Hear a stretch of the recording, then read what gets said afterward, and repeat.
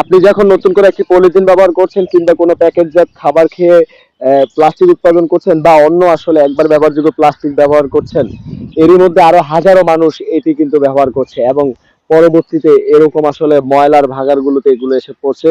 কোনো ময়লার ভাগাড় আমাদের যেমন বুড়িগঙ্গা নদীর পাশে আছে, তুরাগ নদীর পাশে আছে, বিভিন্ন নদীর পাশে এসব ময়লা ভাগাড়গুলো আছে, বিভিন্ন উপজেলা তারা সরাসরি এগুলা নদীতে ফেলছে।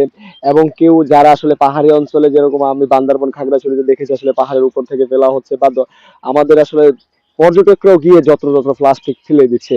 এবং এখানে আসলে যে গাজীপুরের যে হাতিয়া এই এলাকাটি, এখানে আসলে এই যে বনের পাশে কিংবা লোকালয়ে যে এরকম বড় একটি আসলে ময়লার ভাগ আছে, এখানে এখনো প্রতিনিয়ত আসলে ময়লা ফেলা হয়, ময়লা পোড়া হচ্ছে। অর্থাৎ এই যে প্লাস্টিক আসলে যে উৎপাদন হচ্ছে, প্লাস্টিক দূষণ পরবর্তীতে পোড়ানো, পুরো একটা দূষণ প্রক্রিয়া। এবং এভাবে কিন্তু আমাদের পরিবেশটা দূষণ হচ্ছে। অর্থাৎ আসলে আসুন আমরা প্লাস্টিক উৎপাদন কমাই এবং নিজেরা আসলে প্লাস্টিক ব্যবহার কমাই এবং আমাদের পরিবেশ আসলে রক্ষায় অবদান রাখি।